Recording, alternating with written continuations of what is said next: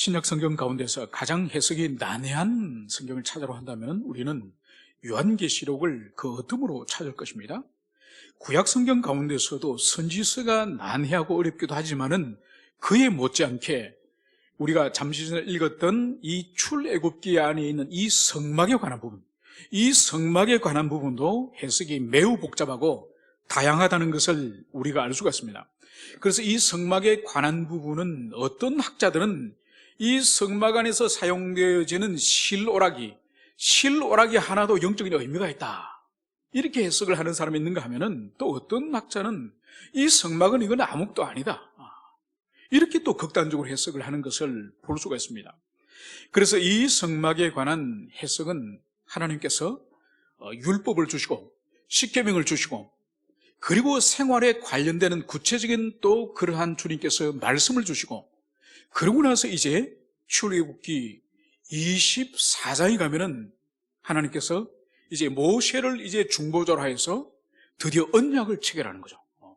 그러니까 시내산에서 하나님이 강림하셔서 십계명과 율법을 이제 들려주시고, 그러고 나서 이제 모세를 중재로 하여서 이제 너희들이 내 백성이 되겠느냐, 그리고 너희들은 나를 하나님으로 이제 언약을 체결하겠느냐, 이 말씀을 하나님이 이스라엘 백성들에게 모세를 통해서 인격적으로 이제는 묻습니다. 그러면서 이스라엘 백성들이 그렇게 하겠다고 답을 합니다.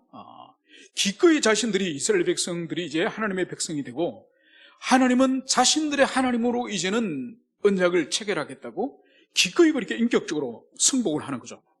그래서 모세가 이제 소를 잡고 그 소의 피를 이제는 절반을 이제 제단에 뿌립니다. 제단에 뿌리고 절반은 큰 양푼에 담아서 그 피를 이제 하나님의 언약 백성이 되겠다고 약속하는, 아멘하는 그 언약의 백성, 이스라엘 백성들 향해서 이제 피를 뿌리는 거예요. 그러므로 이제 피의 언약이 맺어졌음을, 그것을 성경이 계시합니다. 여러분, 피로서 맹세한 이 언약은 이제 무슨 의미가 있을까요? 바로 생명을 건 언약, 생명을 건 언약임을, 그것을 보여주는 거죠. 여러분, 그래서 이 시내산에서 율법을 받고, 그리고 이제 피를 뿌리는 이 언약을 체결하고 난 이후에 이스라엘 백성과 이제 하나님과 관계는 이 언약을 체결하기 이전과는 전혀 다릅니다. 그 다른 것 중에 가장 상징적인 것이 뭔가 하니까, 이제 언약을 깨뜨렸을 때, 언약을 깨뜨렸다는 것은 다른 것이 아니죠.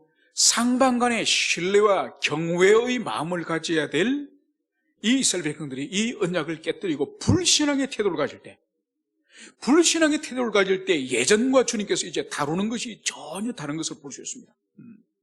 그래서 예전에는 이스라엘 백성들이 홍해바다 앞에서 벌써 그들이 홍해바다가 쪼개지기 전에 뒤에서 쫓아오는 애굽의 군대를 보고 모세와 하나님을 얼마나 원망했습니까? 차라리 우리가 이집트에 죽는 것을 그냥 놔두지, 우리가 죽을 데가 없어서 광야로 내모느냐, 모세를 원망하지 않았습니까? 그래서 그들이 또 홍해바다를 건너고 나서 3일 만에 물을 만났는데 그 물이 마라물이잖아요. 그래서 마실 수 없는 선물을 만났을 때 그들이 또 원망하지 않습니까? 또 그들이 이제 광야에서 이제 양식이 떨어졌을 때는 또 굶어 죽이려고 우리를 광야로 끌어냈느냐. 그래서 계속적으로 그들이 작은 결핍이나 작은 어떤 인생의 장애물을 만날 때 하나님께 기도하기보다는 계속 하나님과 모세를 원망했죠. 그런데도 이 시내산에서 이 언약을 맺기 전에는 하나님께서 아무 말씀 안 하세요. 그냥 그때마다 물도 주시고 메추라기도 주시고 만나도 주시고 홍해바다도 쪼개주시고 다 해주세요. 그런데 언약을 체결하고 나면은 더 이상 예전과 같은 관계가 더 이상 아니에요. 서로 이제는 약속을 지키기로 맹약을, 피를 뿌리면서 맹약을 했기 때문에 이제는 불신앙의 말을 하거나 불신앙의 행동을 했을 때는 하나님으로부터 준엄한 그런 책망을 받게 되는 거죠.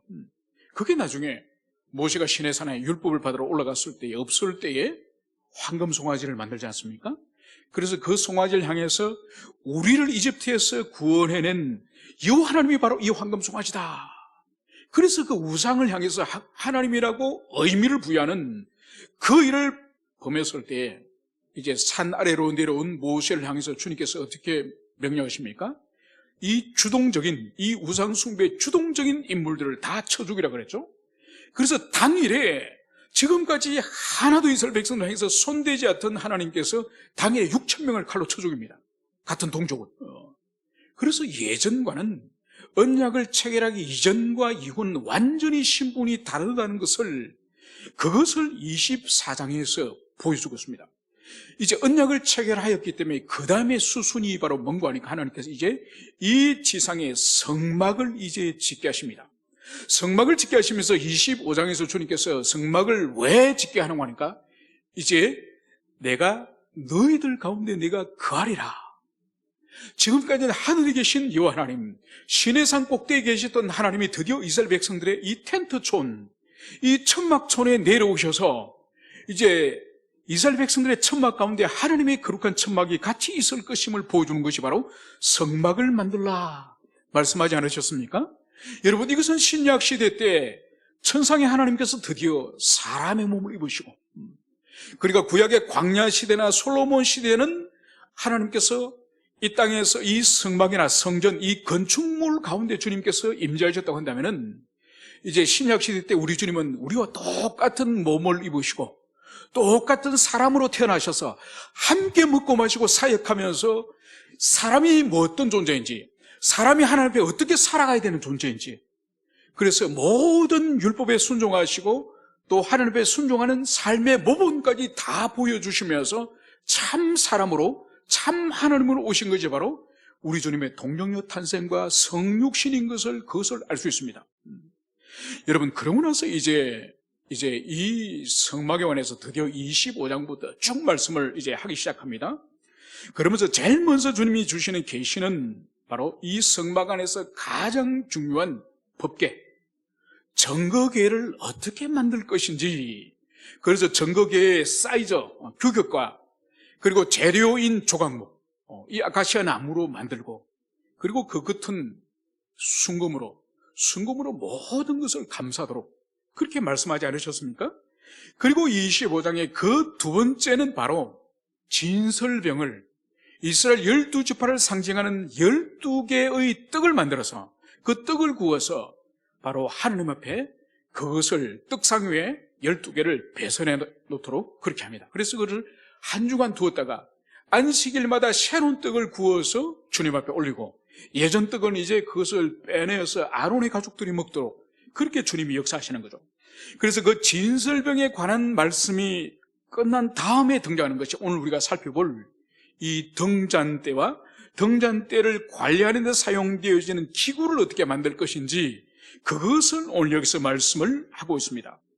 그래서 오늘 우리가 여기서 살펴볼 것은 먼저 이 순서를 우리가 이해해야 됩니다. 그래서 이제 먼저 이 등잔대를 만들기 전에 진설병, 떡상을 만들어서 그 위에 12개 떡을 올려놓도록 하지 않습니까? 그러니까 이 하나님의 성막이, 이 성막이 큰 텐트로 이루어져 있는데, 이 텐트는 이 사중 껍질로 덮여져 있습니다. 그래서 이 덮개가 4겹으로 덮여져 있는데, 그리고 그 안에 들어가면은 이 방이 내실이 2칸으로 나눠져 있지 않습니까? 그래서 제사장이 먼저 들어가면은 먼저 맞이하게 되는 그 방이 성소라 불리죠. 성소, 그죠? 그리고 성소에서 그 안에 더 내실로 들어가기 위해서 휘장이 가로막고 있습니다. 휘장이. 그 휘장에는 천사가 새겨져 있는, 그룹이 새겨져 있는 휘장이 가로막고 있고, 그 휘장을 통과하여 들어가면은 그 속에 있는 방을 우리는 지성소라고 부릅니다. 그래서 이 성막은 성소와 지성소로 구분되는데 이 성소에 비치할 거룩한 기구들이 있고, 또 가장 깊은 내실에 비치하는 기구들이 있습니다. 그걸 잠시 말씀드리면은, 이제 제사장이 지성소로 딱 들어가면은 정면에 뭐가 있는 거니까, 이 휘장, 천사들이 새겨진 휘장 앞에 정면에는 이 분향단이 있는 거예요. 이거는 향불을 피우는 거예요. 향불을 피우는 분향단이 정면에 있고, 오른편에 뭐가 있느냐, 오른편에 12지파를 상징하는 12개 떡이 있는 그 떡상이 있습니다. 떡상이 올려져 있고, 그 떡상 위에 이 떡이 12개, 이 떡이 놓여져 있는 거죠. 그리고 왼편이 뭐가 있느냐, 이 왼편에 바로 오늘 우리가 읽었던 이 등잔대가 이 왼편에 있는 것이죠. 그래서 이 등잔대와 이 떡상의 이 관계를 이해를 해야 됩니다. 여러분, 그래서 아까 제가 말씀을 드리다 말았지만은 요한계시록을 해석할 때도 거기에 언유와 고도의 상징의 기법이 있지 않습니까? 그래서 묵시문학의 그 문학적인 의미를 가지고 해석을 할 때 바르게 해석되는 것처럼 이 출애굽기 안에 있는 이 특별히 성막에 관한 이 부분도 문자적으로 해석을 할 경우에는 이 의미가 깊이 드러나지 않습니다. 그래서 대표적으로 이 출애굽기 이 성막에 관해서는 역사적으로 오래전부터 두 가지가 대표적으로 이 해석의 방법입니다. 하나는 뭔가니까 우화적 해석, 즉 쉽게 말해서 알레고리적 해석. 그래서 문자적으로 해석을 할 때는 참된 뜻이 거기 없다는 거죠. 문자 배후에 영적인 의미가 있기 때문에 그것을 찾아내어서 해석할 때에 올바른 성경을 해석할 수 있다. 그것이 알레고리적, 우화적 성경 해석이라고 볼 수 있는 거죠. 그런데 이것은 위험성을 내포하고 있습니다. 왜냐하면 문자적으로 기록하게 한 이 성령께서 감아주셔서 기록한 이 문자를 배제해버리고 그것은 참된 뜻이 아니고 그 배후에 있는 영적 의미를 찾아낸다고 할 때에 그러면 이 성경 해석은 인간이 중심이 되어버릴 수가 있는 거죠. 그 해석자, 성경 주석자가 이 성경의 이 본질의 뜻을 자신이 주장하는 대로 드러내기 때문에 이 알레고리적 이 해석에는 위험을 내포하고 있습니다. 그럼에도 불구하고 이 알레고리적 해석이 이 성막 해석에서 역사적으로 가장 오랫동안 사용되었던 방식이 이 알레고리적 해석인 거죠. 그래서 성경 가운데에 예루살렘이라는 단어가 나오면은 이것은 지상에 있는 그 가나안 땅에 있는 예루살렘이 아니라 천국을 상징한다. 이렇게 해석을 하는 거죠. 이것은 천국을 해석할 때도 있지만은 요한계시록의 본문에서는 문맥에 따라서 해석을 할 수 있지만은 그러나 구약에 있어서는 지상의 예루살렘을 지칭할 때가 많습니다. 그래서 일률적으로 성경 속에 있는 것을 다 알레고리적으로 해석할 경우에는 상당한 위험이 따른다는 그것을 볼 수 있고, 두 번째 해석 방식이 뭔가 하니까 이것은 예표적 해석이라고 할 수 있습니다. 이 예표적 해석의 이 가장 기본적인 근간은 뭔가 하니까 신약 성경과 구약 성경은 바로 한 성령 하나님에 의해서 감동감화되었기 때문에 논리적 통일성을 가지고 있다는 것이 전제예요. 그것이 전제이기 때문에 구약의 어떤 사건이나 어떤 인물들은 신약의 어떠한 사건과 인물을 미리 예표적으로 보여준다고 볼 수 있는 거죠. 예를 들어서 모리아 산에서 아브라함이 이제 아들 이삭을 이제 제단 위에 올려놔놓고 그 이삭을 향해서 칼로 찌르면서 하나님께 아들을 제물로 드리지 않습니까? 그 부분은 신약의 골고다에서 우리 예수님이 십자가에서 온전히 순종하여서 죽음을 맞이하는 그 주님의 사건이 바로 모리아산에서 아버지에게 온전히 순종하여 죽음을 기꺼이 받아들여 하는 이삭이 바로 신약의 주님의 십자가 사건을 의미한다고 그렇게 해석을 하는 것이죠. 그리고 또 우리가 볼 수 있는 것이 바로 뭔가 하니까 이 모형론적인 것은 특히 노아의 홍수, 이 노아의 홍수 같은 경우에도 보십시오. 많은 사람들이 죽임을 당하고 단 8명의 이 사람들이 그 홍수 났을 때에 그 방주에 올라타서 생명을 건지지 않습니까? 이 방주는 도대체 뭐냐? 이 방주 또한 그리스도 예수를 의미하는 거죠. 그리스도 예수를 믿고 그분을 붙잡는 그 사람들은 죽음을 면하여 살게 되었다고 하는 이 방주의 사건을 그리스도 예수를 예표한다고 볼 수 있는 것이죠.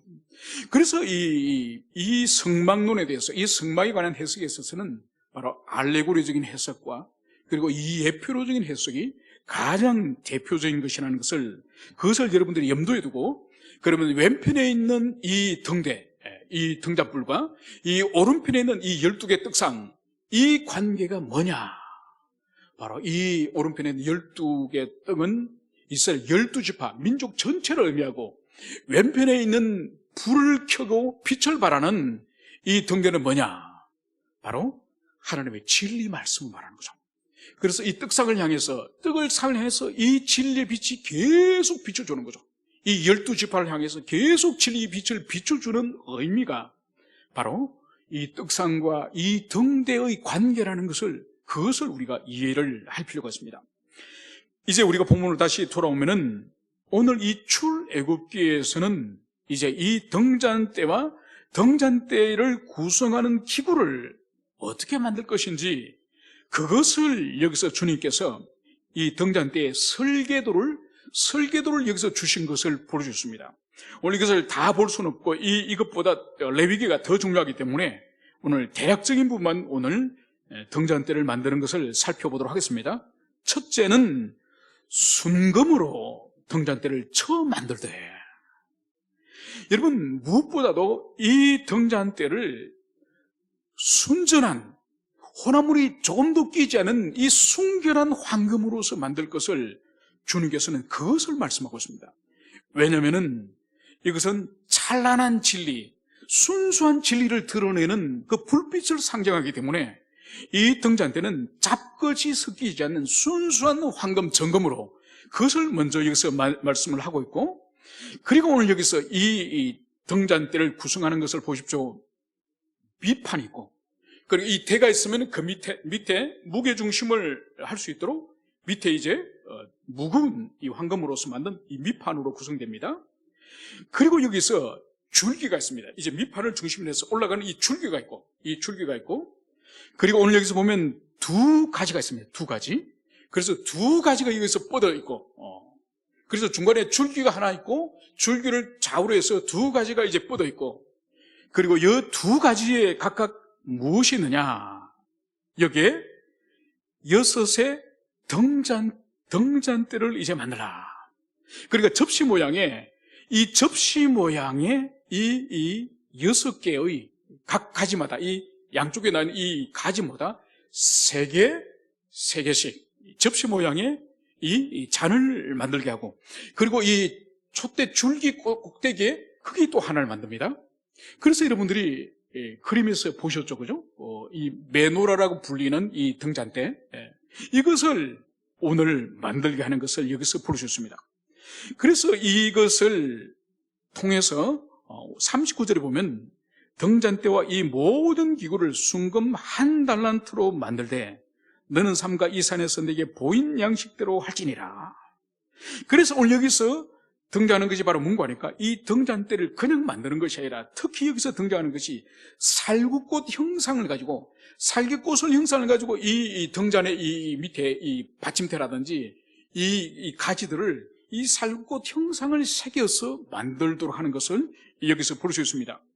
그리고 또 여기서 볼 수 있는 것이 뭔가 하니까 전부 순금을 쳐서 만들고, 그러니까 하나의 이 덩어리, 이 정금 1달란트, 그러니까 약 한 40kg 정도 되는 큰 이 황금 덩어리, 이것을 쳐서 만드는 거예요.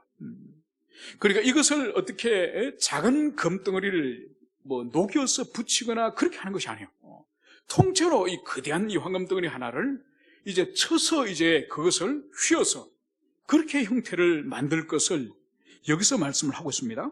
그래서 마지막 40절에 너는 삼가 이 산에서 내게 보인 양식대로 할지니라.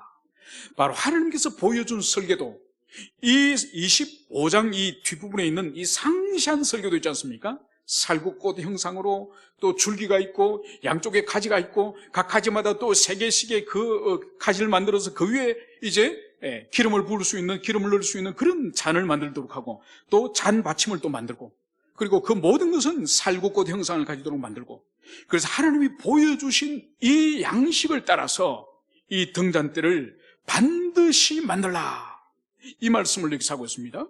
그러면 도대체 이 등잔대를 어떤 목적으로 사용할까요? 그것을 우리가 살펴볼 수 있는 것이 오늘 레위기 24장의 1절에서 4절이 오늘 이 등잔대가 어떻게 사용되는지 그것을 말씀을 하고 있습니다. 오늘 1절에서는 하나님께서 이제 이렇게 말씀을 하십니다. 여호와께서 모세에게 말씀하여 이르시되 이스라엘 자손에게 명령하여 불을 켜기 위하여 감람을 찌어낸 순결한 기름을 내게로 가져오게 하여 계속해서 등잔불을 켜둘지며. 오늘 하나님께서는 모세에게 이제 시내산에서 만든 그 황금으로 만든 그 등대, 그 등대를 가지고 도대체 무엇을 할 것인지 오늘 주님은 여기서 오늘 상세하게 말씀을 하고 있습니다. 오늘 모세를 향해서 이스라엘 자손들에게 명령하여서 이제 불을 켜기 위해서 이제 감람유를 가져오도록, 이스라엘 백성들에게 하나님 이 성막에 사용할, 이 불을 켜기 위해 사용할 이 감람 기름을 가져오라, 이것을 하나님께서 이스라엘 백성들에게 명령하게끔 하고 있습니다. 그런데 우리가 오늘 여기서 이 주님 말씀하신 것을 하나씩 하나씩 살펴보도록 하겠습니다. 불을 켜기 위하여. 여러분, 여기서 감람유를 가져오게 하신 이 목적은 이 등대, 황금으로 주님께서 이제 만들게 하신 성막 안에 있는 이 등대에 불을 켜기 위한 거예요. 잠시 전에도 말씀드렸다시피 이 성막은 아주 두꺼운 덮개로 사중적으로 덮개겠습니다. 그래서 가장 외피, 가장 껍질은 이 해달 또는 이 물돼지 가죽으로 마지막 층은 그렇게 덮여있습니다. 그래서 비가 내리거나 바람이 불거나 햇빛이 내리쬐거나 그래도 조금도 내부에 있는 이 거룩한 기구들이 손상되지 않도록 아주 마지막 네 번째 이 카바는 아주 튼튼한 가죽으로 그렇게 덮여져 있는 거죠. 여러분, 사중적으로 이 덮여져 있으니까 내부에 햇빛이 들어갈 수 있겠습니까? 여러분, 여기는 유리창도 하나 없어요. 유리창이나 외부에 창도 하나 나 있지 않는데 사중적으로 이 외부가 이 껍질이 덮고 있으니 이 성막 안은 캄캄합니다. 캄캄. 오늘 성경은 하나님께서 먼저 무엇보다도 불을 켜기 위하여, 이 흑암같이 캄캄한 이 성막 속에 불을 켜기 위해서 오늘 주님께서는 이제 감람유를 가져오라, 이 말씀을 여기서 하시는데, 오늘 감람을 찧어낸, 여러분, 무엇보다 여기서 우리가 찧어냈다고 하는 이 말씀을 우리가 잘 이해를 할 필요가 있습니다.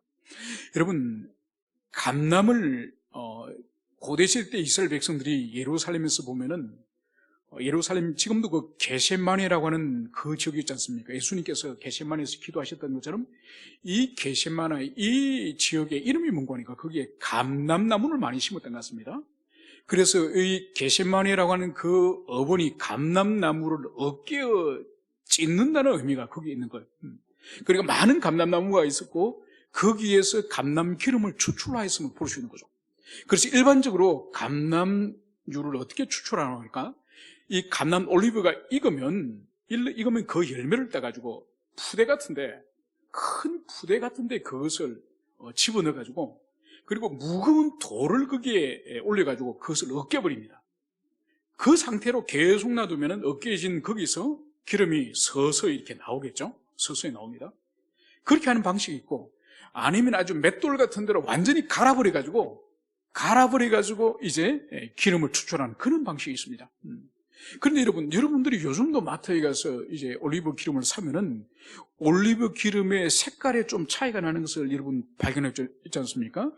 그래서 아주 투명한 기름 있는가 하면은 좀 검은색에 가깝거나 아니면은 좀 그 진녹색에 가까운 그런 기름들이 있지 않습니까? 여러분, 어느 것이 비쌉니까? 맑은 기름이 비쌉니까? 아니면 진한 기름이 비쌉니까? 집사님, 어느 게 찌는 게 비쌉니까? 찌는 게 비쌉니까? 찌는 게 비쌉니까? 아니, 이야기해 보십시오. 찌는 게 비싸다고요? 그래요? 왜 그렇죠?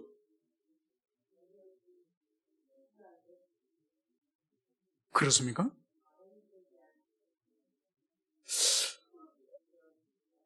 비싸다고요? 그래요. 그러니까 갈아버리면, 이 분실을 해버리면 거기에 껍질에 있는 이 초록의 색깔이 거기에 들어가거든요. 여기서 오늘 사용하고 있는 이 감람을 찧어낸 이것은 뭔가 하니까 큰 압착기에 넣어가지고 눌러버리는 것을 말하는 것이 아닙니다.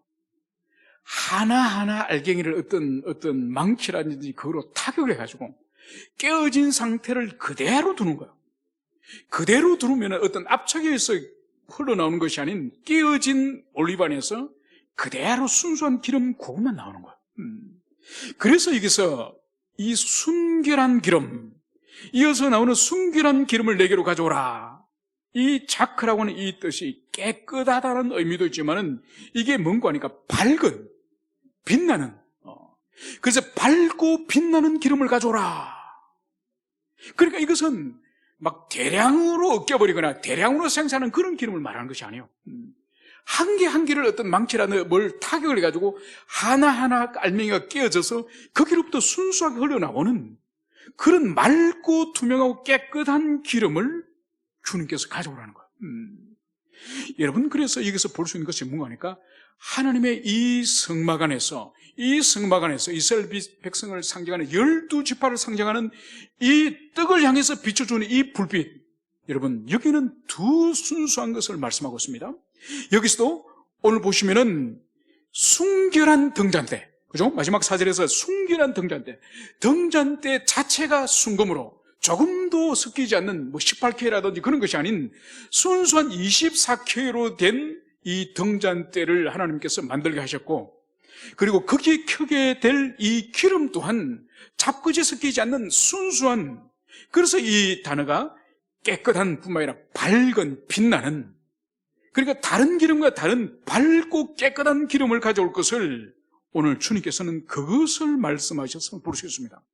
그래서 이 진리, 이스라엘을 향해서 찬란하게 비칠 이 진리의 빛은 혼잡한 것이 섞이지 않는 순수한 기름으로서의 이 빛을 드러낼 것임을, 그것을 여기서 보여주는 거죠. 여러분, 이것은 이스라엘 백성들에게 역사 속에서 하나님께서 가장 싫어하는 것 중에 하나가 하나님의 말씀을 왜곡하여서 하나님이 증거하라고 말씀 주시지 않은 것을 증거하는 사람을 성경 속에서 누구라 그럽니까? 거짓 선지자. 여러분, 거짓 선지자를 하나님이 구약에서 얼마나 혐오합니까? 그죠? 그리고 신약에서도 마찬가지죠.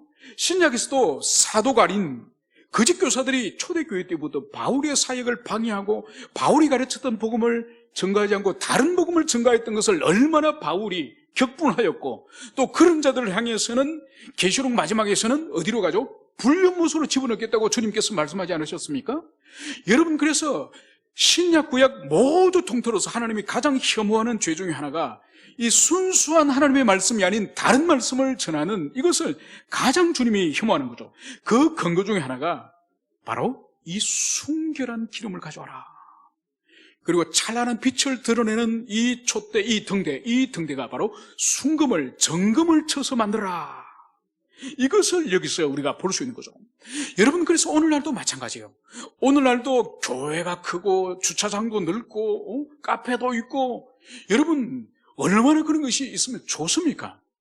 여러분, 그거하고 비교할 수 없는 중요한 것이 바로 순수한 이 감람기름처럼 순수한 진리 말씀이 선포되어지는 그런 교회와 그런 강단을 우리 모두는 위에서 기도해야 되고, 그런 강단이 회복되어지고 그런 목회자와 설교자들이 회복되어진다면은 오늘날 이렇게 이 땅의 교회가 이런 고난을 당하고 이런 어려움을 당하고 우리 주님이 이렇게 모욕을 당하는 이 문제가 해결될 수 있는 거예요. 그래서 가장 중요한 것이 이 정금으로서 이 등대를 만들고, 그리고 그에 사용되어질 불을 피울 이 기름이 순수한 이 빛나고 깨끗한 이 기름을 하나님이 요구하셨던 것처럼 오늘날도 정말 순수한 말씀이 선포되어진다고 한다면 성령 역사는 다시 일어날 것이고 회심의 역사는 모든 교회에서 일어날 것임을, 그것을 우리가 믿어야 될 것입니다. 그러면서 이제 주님은 이렇게 계속적으로 말씀을 하고 있습니다. 내게로 가져오게 하여 계속해서 등잔불을 켜둘지며, 아론은 회막앗 전국의 휘장 밖에서 저녁부터 아침까지 이 앞에 항상 등잔불을 정리할지니. 오늘 하나님께서는 이제 모세에게 말씀을 하고 있습니다. 무엇보다도 이 기름을 하나님께 가져와서 계속적으로 등잔불을 켜두라는 거예요. 여러분, 계속적으로 켜두라는 것은 24시간을 말하는 것이 아니에요. 그 다음 구절에 그대로 이어서 말씀을 하고 있죠. 바로 저녁부터 아침까지. 여러분, 히브리인들에게 있어서 하루 시작은 언제부터 시작되죠? 우리처럼 아침이 시작되나요? 그렇지 않죠, 그죠? 해지는 저녁부터 하루가 시작됩니다. 그래서 오늘 주님께서 저녁부터 아침까지라는 의미는 하루를 시작하는 그 시간에 바로 이 등대에 불을 켜라, 이 말씀을 여기서 하는 거죠.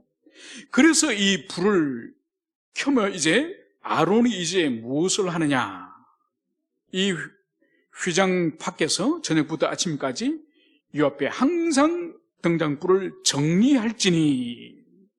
여러분, 이것이 뭘 의미하는 거니까 저녁부터 이제 아침까지 등장불을 이제 켜놓지 않습니까? 그러면 거기에 이제 순수한 그 맑고 빛나는 깨끗한 기름으로 불을 켜지만은 거기에 반드시 이제 심지가 있을 거잖아요. 심지를 담가가지고 심지에 불을 붙여야 그 심지가 기름을 빨아올려가지고 불을 밝히지 않습니까? 그러면은 이 불에 관해서 아론이, 또 아론의 후손이 이 불을 관리를 해야 될 거지 않습니까? 저녁에는 들어가서 켜고 또 아침이 되면은 불을 꺼야 될 테고, 그리고 밤새 기름이 다 달아버렸으면은 이 등잔에 기름을 또 채워 넣어야 될 테고, 그래야 그날 저녁에 또다시 불을 켤 수 있죠, 그죠? 그러면서 여기서 우리가 볼 수 있는 것이 항상 등장불을 정리할지니. 여러분, 이 정리한다는 이 단어가 참 놀라운 단어예요. 그러니까 이 등장불을 정리한다는 이 아라크라고 하는 이 단어가 무슨 의미인가 하니까, 하나님 앞에 이제 제단에서 짐승을 이제 바쳐서 제물을 드리지 않습니까? 그때 제사장이 아주 날카로운 칼을 가지고 이 짐승을 각을 떱니다. 그래서 이 각도 마음대로 막 토막을 내가지고 아무데나 불태우는 것이 아니라, 이 레위기에 보면은 짐승을 어떻게 해체해야 될지 정확하게 주님께서 그 해체 방법을 주님 말씀하고 있습니다. 그래서 가죽은 어떻게 벗기고, 그 몸속에 있는 내장은 어떻게 분리하고, 기름은 어떻게 분리하고, 피는 어떻게 하고, 그리고 똥은 어떻게 치우고, 모든 것을 아주 정교하게 각을 뜨도록 그렇게 주님께서 말씀하고 있습니다. 그때 각을 뜨다는 그 의미와 오늘 여기서 정리할지니, 이 말씀이 정확하게 대비를 이루고 있습니다. 바로 뭔가 하니까, 짐승을 제물로 각을 뜰 때도 이 제사장이 레위기 말씀에 근거하여서 주의 깊음을 가지고 하나님의 말씀을 통해서 각을 뜨라고 하는 방식을 따라서 그대로 지키면서 두렵고 떨림으로 그렇게 제사를 집례하는 것처럼, 오늘 여기서 이 아론의 후손이 이제 저녁과 아침에 이제 등장불을 관리하는 방식이 바로 제사장이 각을 뜨는 그때 마음을 다해서 돌보듯이 바로 이 등장불을 정리하라, 이 말씀을 여기서 하고 있는 것을 볼 수 있는 거죠. 그래서 얼마나 주의 깊음을 가지고 얼마나 심혈을 기울여서 이 불을 관리해야 되는지 그것을 여기서 알 수 있습니다. 그러면서 오늘 볼 수 있는 것이 항상 이 등장불을 정해라. 여러분, 그래서 이 제사장이 이 정신줄을 놓거나 마음의 주의 깊음이 없이 이 불을 다루어서는 안 되는 거예요. 이 불을 다루어서는 안 되는 거예요. 여러분, 이 말씀을 우리에게 적용하면은 두 가지 관점으로 적용을 할 수 있습니다. 첫 번째는 뭔가 하니까, 오늘날 우리에게 적용한다고 한다면은 말씀 사역을 하고 있는 설교자, 목회자들에게 먼저 우리에게 일단은 적용한다고 한다면은, 하나님 말씀을 준비하고 하나님 말씀을 선포하기 위해서 어떤 마음의 자세로 준비해야 될지, 그것을 1차적으로 여기서 보여주는 거죠. 그래서 불을 켤 때에 불을 켜고, 불을 끌 때에 불을 끄고, 그리고 심지가 달았으면 심지를 갈아 끼우고, 그리고 기름이 다 소진되었으면 새 기름을 채우고, 이 모든 일을 심혈을 기울여서 이 오늘 말씀 사역자들이 이것을 해야 되는 거죠. 그래서 이 등대에 불이 꺼지지 않도록 하나님이 항상 불을 켜라고 말씀하셨는데, 이 등대 속에 불이 꺼지지 않도록, 그래서 이 등대 속에 불이 꺼져버리면 어떻게 됩니까? 이 성막 안이 캄캄해져 버리는 거죠. 이 성막 안에 이 진리의 빛이 꺼져버리는 것은 바로 이 등대 맞은편에 있는 12개의 떡상이 캄캄해지는 거죠. 여기서 이스라엘 민족 전체의 진리가 사라져버리는, 진리가 없는 흑암 가운데 떨어지는 그것을 여기서 보여주는 거예요. 여러분, 지금 우리가 살아가는 이 시대가 지금 이중적으로 큰 환란을 우리가 당하고 있지 않습니까? 첫 번째로는 코로나라고 하는 이 사태가 우리 인류 역사 이후에 이렇게 짧은 시간 안에 전 지구적 재앙이 있었는지는 인류 역사 속에 지금 처음이에요, 처음.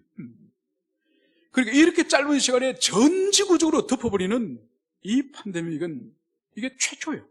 절대로 우연이 아닙니다.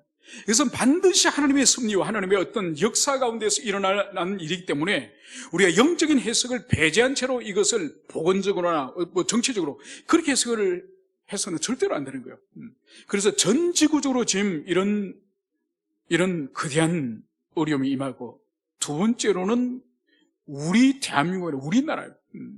지금 우리나라가 지금 처해 있는 이 상황 또한 여러분 얼마나 큰 위기에 있습니까? 지난 70여 년간 이 나라가 지고 있던 가치관, 이 나라가 세워지게 된 그 모든 사상과 이념과 모든 토대가 지금 뒤집어져 버리는 그런 현상이 일어나지 않았습니까? 그래서 지금 뉴스를 보세요. 날마다 뉴스를 장식하는 것이 뭡니까? 도무지 입에 담을 수도 없는 끔찍한 그 범죄들, 인간의 탐욕의 화신이 되어서 일어나고 있는 그 일들을 보세요. 우리 청년들은 1년에 연봉 겨우 몇 천 때문에 그렇게 아침 저녁으로 고생하면서 일을 하는데 수십억 수백억을 아이들 장난처럼, 그것도 국가의 최고 지도자가 되려고 하는 그 사람이 중심이 되어서 이런 희한한 나라가 되고 말았습니다. 이중적으로 지금 이런 일이 일어난 거예요. 여러분, 이건 모두 현상이에요. 이 모든 이것은 현상이고, 본질이 뭐냐? 본질은 오늘 이 성막 안에, 성소 안에 이 등대에 불이 켜져 있어야 돼. 이 등대에 불이 꺼지기 때문에. 이것은 바로 오늘날 이 세상에 있는 이 지상 교회들이 하나님의 진리 말씀을 올바로 전가하고 선명한 진리 말씀을 전가해서 항상 양심을 깨우고 항상 도덕과 윤리를 깨우는 이런 교회의 말씀 사역이 있었다고 한다면, 또 우리 이 한국교회도 마찬가지죠. 얼마나 많은 대형교회들이 전 지구적으로 대형교회 10대 대형교회 가운데 절반이 한국 이 작은 이 나라 안에 있는데도, 여러분 왜 이렇게 교회가 전혀 영향력을 발휘하지 못하고 이런 어려움에 처했습니까? 단 하나예요. 교회가 진리의 빛을 잃어버렸기 때문에, 이 성막 안에 이 등대 불이 꺼져버렸기 때문에 성막 전체가 캄캄해지는 것처럼 바로 오늘날 이 조국 교회 안에 진리의 빛을 교회가 잃어버렸기 때문에, 성도들 개개인이 진리의 빛을 잃어버린 거예요. 그래서 우리 성도들이 어디를 가더라도 진리 빛을 드러내면서 살아가면은 세상 사람들이 하나님의 계심과 그리고 심판이 있음을, 그리고 죽음 이후에 천국과 지옥이 있음을 그들이 알면은 함부로 죄를 지을 수 없습니다. 짓지 않습니다. 그런데 이미 교회가 빛을 잃어버리고 그리스도인들이 빛을 잃어버리니까 이 세상 사람들이 죄를 두려워하지 않고 내세를 두려워하지 않고 심판을 두려워하지 않으니 모든 윤리와 이 법칙가 다 무너져 버린 거예요. 그래서 오늘 주님께서는 항상 등장불을 정리할지니, 항상 주님의 그 성소 안에서 등장불이 환하게 꺼져가는 그런 심지가 아니라 환하게 빛을 발할 수 있도록 아론에게 정리할지니, 그러면서 이는 너희 대대로 지킬 영원한 규례니라. 바로 아론과 아론의 후손 모든 그 제사장들이 영원히 이 성소에 불이 꺼지지 않도록 영원히 지킬 것이다. 이것은 이 아론과 선지자들의 후예라 말할 수 있는 오늘날 목회자들이 영원히 불이 꺼지지 않도록, 하나님의 교회에 영원히 불이 꺼지지 않도록 말씀을 선포할 것과, 그리고 우리 한 사람 한 사람, 우리 한 사람 한 개인이, 또 가정의 가장들이, 특별히 가장들이 그 가정의 진리 말씀이, 우리들의 가족들이 그 말씀에 감화를 받을 수 있도록 끊임없이 가장된 우리들이 이 진리의 빛이 그 가정에 불이 꺼지지 않도록 그걸 우리 힘을 다해야 되는 것. 그리고 개인 자신도 마찬가지죠. 자기 내면 속에 진리 빛이 비춰서 우리 자신이 흑암 속을 다니지 않도록, 어둠 속으로 다니지 않도록 우리 그리스도인들이 이 길을 감당해야 될 것임을 말씀하고 있습니다. 마지막으로, 그는 요 앞에 순결한 등장대 위에 등잔들을 항상 정리할지니라. 다시 한 번 더 말씀하지 않습니까? 그죠? 항상 요 앞에서 바로 순결한 등장대, 바로 순금으로 순금으로 만든 이 등잔대 위에 있는 이 순수한 기름이 늘 타올라서 그 성막안이 찬란하게 빛날 수 있도록 이것을 항상 정례라.